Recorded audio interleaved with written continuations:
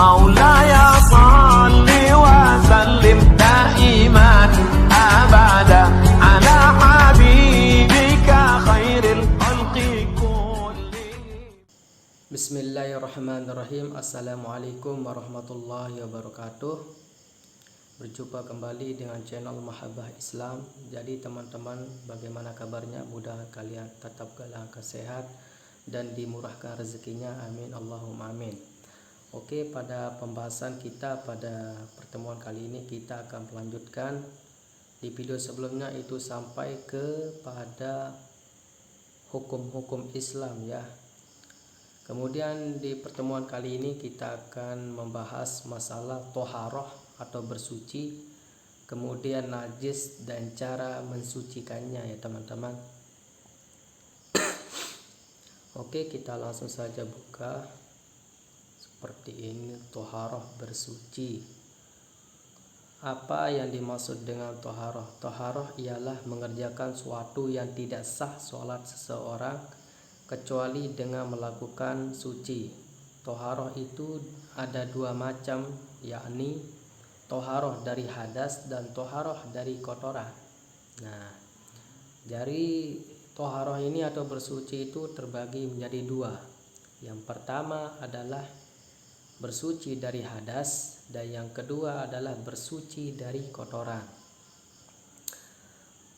Kemudian toharoh dari hadas ialah bersuci dengan cara cukup dengan cara berwudu, mandi dan tayamum. Nah, ini bersuci dari hadas, mengganti wudu dan mandi. Dan yang kedua toharoh dari kotoran, yakni bersuci dengan cara beristinja atau sesudah buang air kecil atau air besar dan menghilangkan najis dari tubuh, pakaian serta tempat. Nah, contoh misalnya bersuci dari kotoran, misalkan kita sudah BAB, kemudian kita bersuci dengan air. Oke, macam-macam benda yang dapat mensucikan itu ada 4 macam, yakni yang pertama adalah air, debu, batu, dan menyamak untuk kulit binatang. Selanjutnya pembagian air itu ada 3, yakni yang pertama air yang suci yang dapat mensucikan. Air yang suci dan dapat mensucikan, ini nomor 1. Contoh air sungai, air hujan, air embun, air laut, itu air suci dan dapat mensucikan. Yang kedua adalah air yang suci yang tidak dapat mensucikan. Contoh air kelapa, air Coca-Cola, air Sprite, banyak air jus-jus lah. Meskipun suci namun tidak dapat mensucikan. Dan yang ketiga air yang terkena najis, air mutanajis. Contoh yang najis. Selanjutnya air yang suci yang dapat mensucikan, yakni semua air yang berasal dari langit atau yang bersumber dari bumi dan tidak merubah sifat-sifatnya dengan sebab adanya benda yang dapat merubah kesucian air tersebut, seperti air hujan, air laut, air sungai, air es, dan air embun. Nah, seperti yang kukatakan tadi. Bagi teman-temanku yang belum paham, silahkan komen di komentar, silahkan bertanya. Insya Allah Mahabbah Islam akan, kalau ada waktu pasti akan menjawabnya. Selanjutnya air yang berubah tapi masih tetap suci, yakni air yang sebagian atau seluruh sifat-sifatnya merubah disebabkan adanya sesuatu namun tidak dapat merubah kesuciannya. Air seperti ini ada 5 macam. Yang pertama, air yang berubah disebabkan karena lama didiamkan atau disebabkan adanya sesuatu yang timbul dari dalam air tersebut, baik dikarenakan ikan atau lumut. Yang kedua, air yang berubah disebabkan karena suatu yang menetap di tempat air itu atau di tempat suatu yang menjatuhi air dan sulit untuk menghindarinya, seperti dedaunan pohon yang jatuh dikarenakan tiupan angin. Nah, yang keempat, air yang berubah disebabkan karena tempat air itu diberi lapisan cat. Dan yang kelima, air yang berubah disebabkan karena bau bangkai yang dibawa oleh angin atau karena adanya suatu yang bercampur dan tidak dapat dipisahkan seperti minyak dan gajih. Nah, lanjut yang kedelapan, air yang suci yang tidak dapat mensucikan. Itu ada 3 macam, yakni yang pertama, air yang banyak yang berubah karena bercampur dengan benda suci yang tidak diperlukan oleh air itu dan tidak pula berdekatan dengan air tersebut, seperti air gula, air madu, dan sebagainya. Yang kedua, air yang hanya sedikit yang mustakmal atau air yang habis dipakai untuk bersuci, yang dipakai untuk menghilangkan hadas atau menghilangkan najis. Contoh misalnya sisa yang mustakmal ini, contohnya air yang sudah digunakan untuk bersuci, untuk mandi atau untuk berwudu, maka itu tidak dapat digunakan untuk bersuci.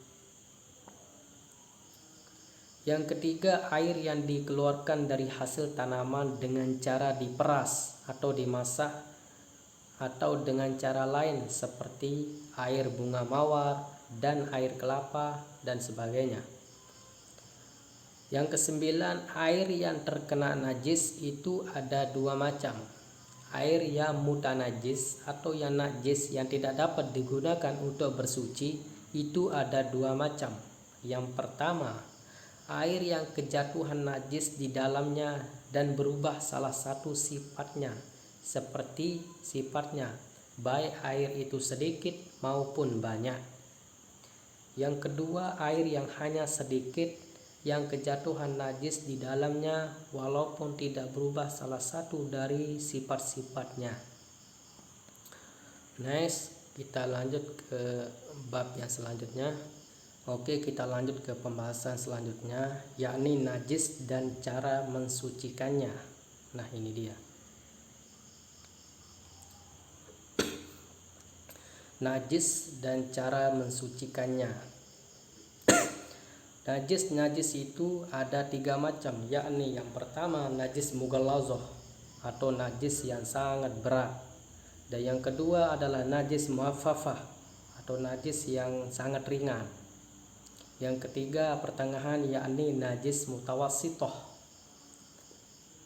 Yang dimaksud dengan najis mughalladhah atau najis berat yang terdiri dari najis mughalladhah yang pertama yakni anjing dan babi, termasuk pula air liur, ingus, dan keringatnya.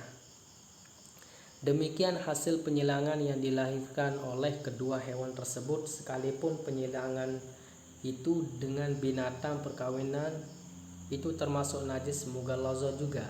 Nah, semua yang bersangkutan dengan anjing dan babi itu termasuk najis mughalladhah. Paham? Bagi teman-temanku yang belum paham silahkan komen ya. Kemudian cara mensucikan najis mughalladhah, yakni dengan membasuh tempat yang terkena najis sebanyak 7 kali siraman, yang mana salah satu dicampur dengan debu atau tanah yang suci sampai tidak nampak lagi najisnya. Nah, cukup gampang kan? Cara pensuciannya yang pertama, kalau kita terkena kotoran anjing misalnya, kita buang dulu kotoran tersebut, kita hilangkan dulu kotoran tersebut, kemudian kita siram 7 kali dan salah satunya dicampur dengan debu atau tanah. Nah, itu caranya. Kemudian yang kedua adalah najis muaffafah atau najis ringan. Yang termasuk najis muaffafah yakni air kencing balita yang belum kemasukan makanan selain air susu dan belum mencapai usia 2 tahun. Nah, cuma itu yang termasuk dalam najis mukhafafah.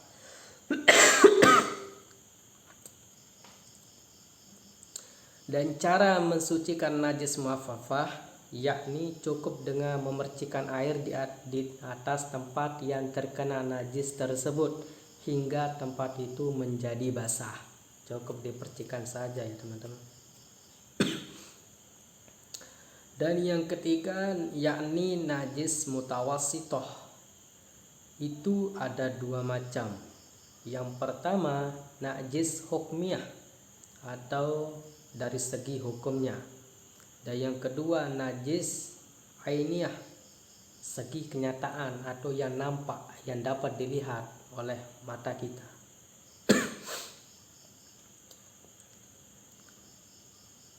Yang pertama najis hukmiyah ialah najis yang tidak nampak kenyataannya, tidak ada rasa, tidak ada warna, tidak ada baunya, seperti air kencing selain kencingnya anak kecil yang apabila air kencingnya telah mengering yang sifatnya sudah hilang sama sekali. Nah,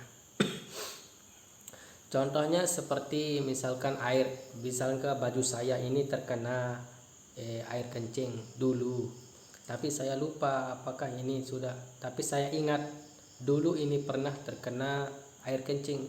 Jadi cara mensucikannya adalah di sini dijelaskan cukup membasuh dengan air walaupun hanya dengan 1 kali siraman saja. Nah, itu cara mensucikan tersebut. Kemudian najis ainiyah. Apa yang dimaksud dengan najis ainiyah? Najis ainiyah ialah najis yang nampak, yang dapat dilihat kenyataannya atau rasanya, warna serta baunya, seperti kotoran manusia, benda cair yang memabukkan, air madhi, air wadi, bangkai beserta seluruh bagian-bagiannya kecuali mayat manusia, bangkai ikan, bangkai belalang, susu binatang hidup yang dagingnya haram dimakan selain susu manusia, dan anggota yang terpisah dari binatang yang hidup selain anggota yang berasal dari manusia, ikan dan belalang. Nah, najis ainiyah ini yang termasuk pokoknya semua najis, semua kotoran itu termasuk najis ainiyah.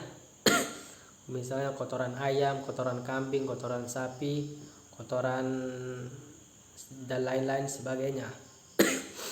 Semua itu termasuk dalam najis ainiyah.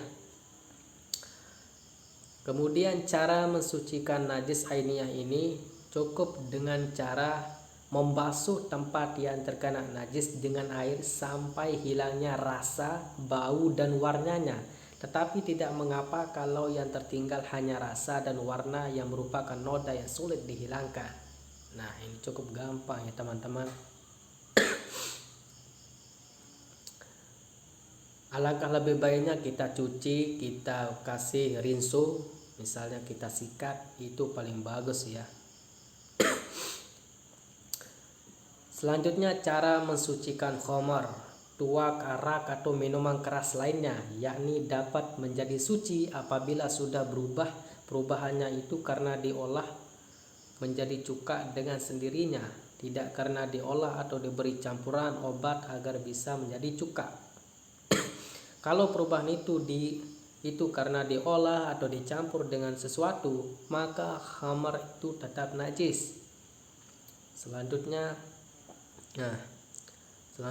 cara mensucikan kulit bangkai dengan cara disamak kecuali kulit anjing dan babi atau hasil perkawinan dari kedua binatang tersebut walaupun dikawinkan dengan binatang yang suci.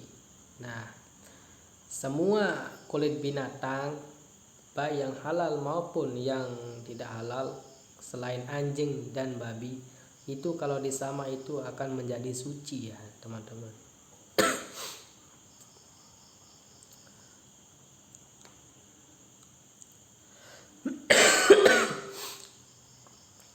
Bagi teman-temanku yang belum paham mengenai pembahasan kita pada pertemuan kali ini, silahkan komen langsung di kolom komentar. Nanti insya Allah Mahabbah Islam akan selalu taat, akan menjawabnya secara langsung insya Allah kalau ada waktu.